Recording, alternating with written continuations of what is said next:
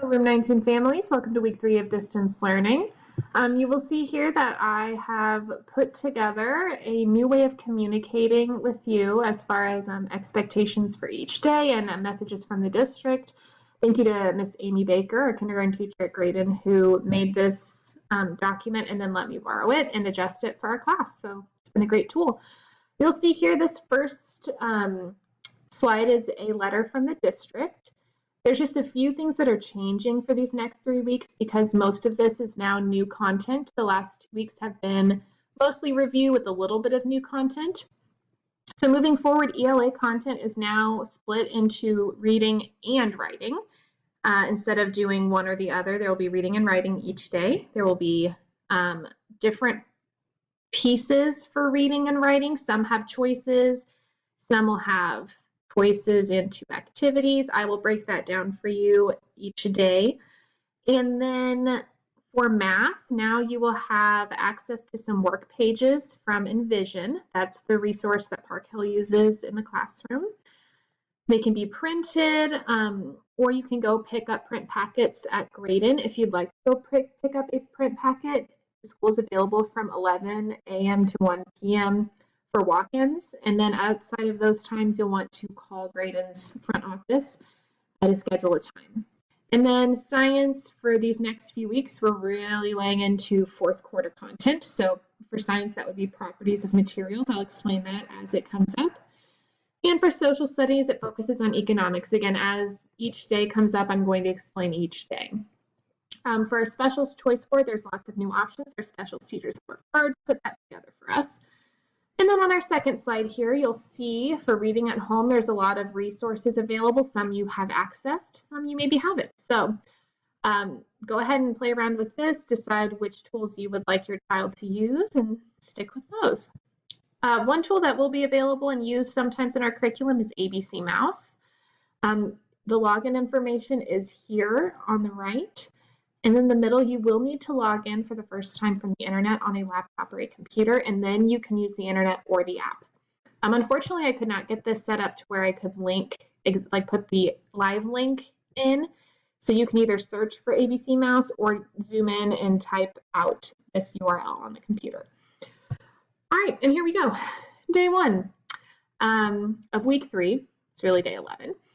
You'll see here there's reading, writing, math, and this week it is social studies will be the main focus. You will see lots of ors and then some ands.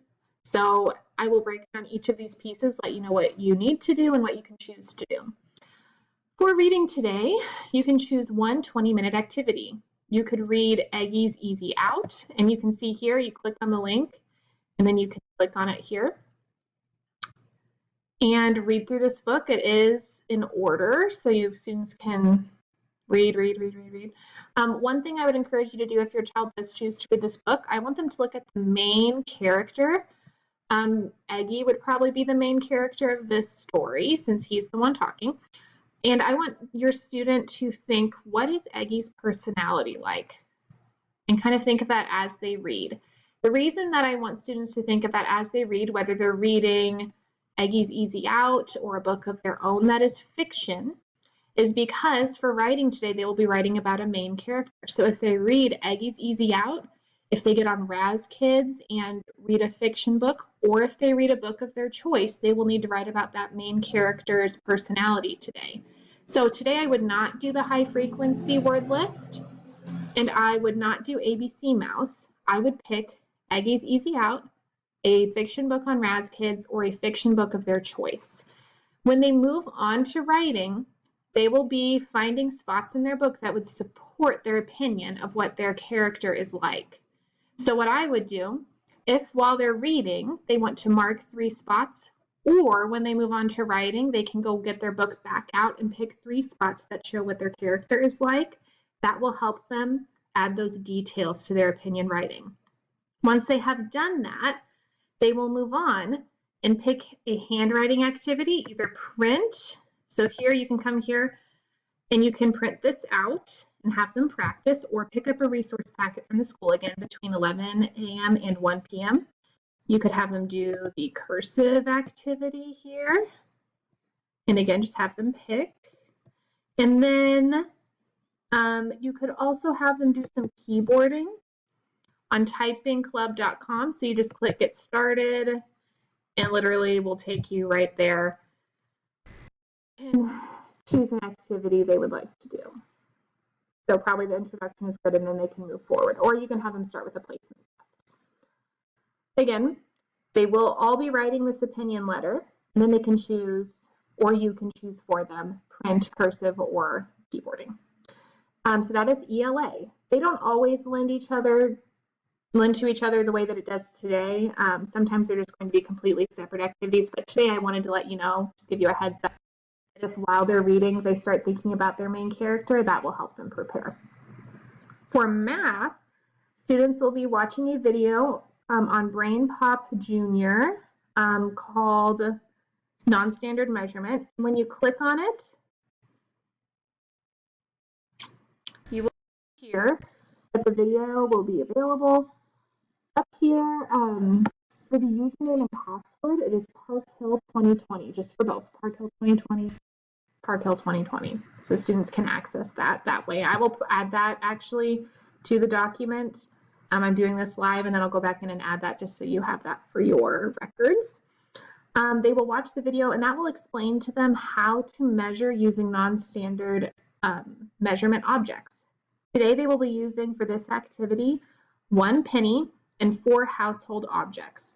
And they will use that penny to measure the objects and then you can record that on a piece of paper.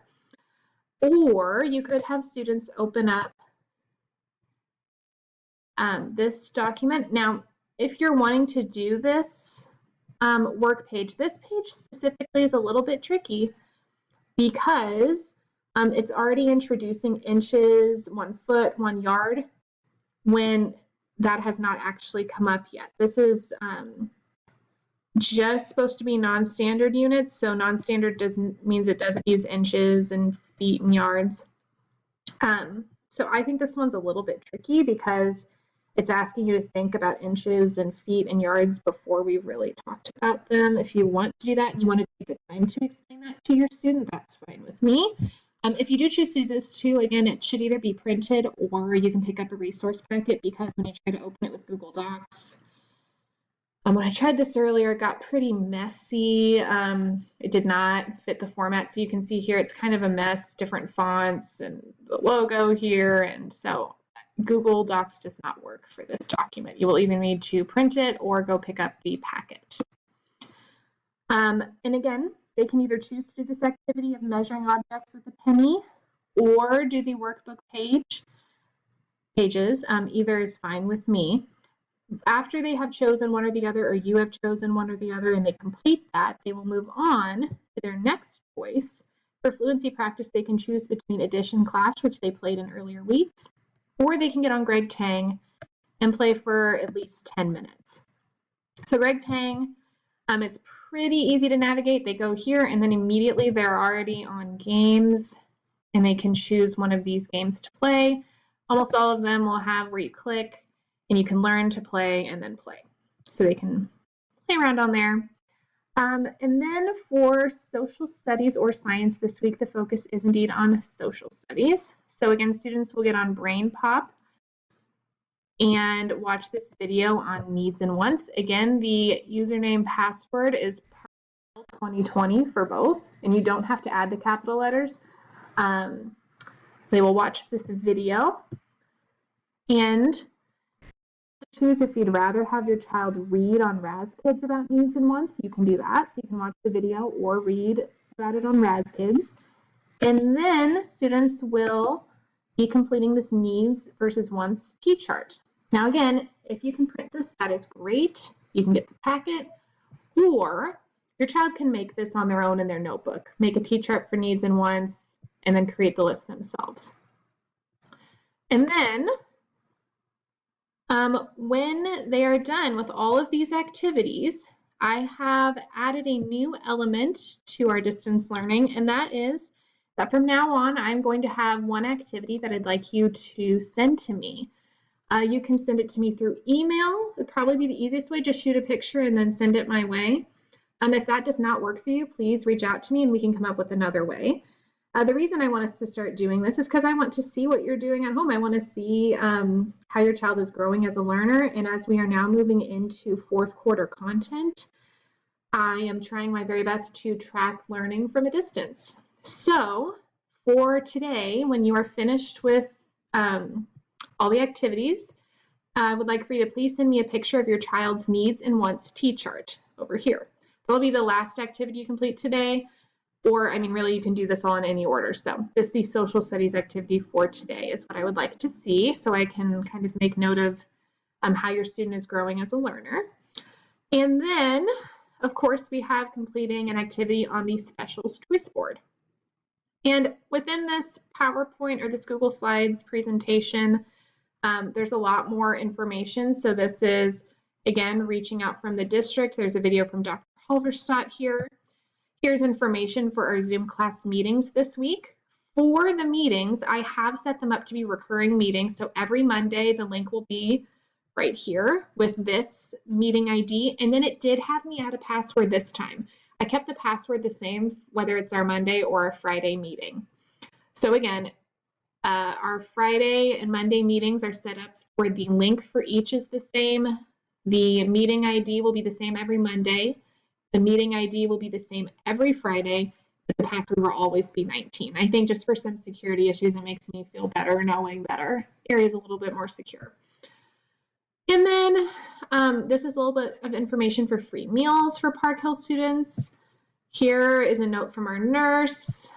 We have a note from our art teacher, counselor, librarian, and PE teacher. So again, this is all just available should you need it. I'm going to keep it on for every slide. Each day I will be switching out our curriculum slides. So again, I hope this helps you in getting set up for this week. If you have any questions at all, please send them my way.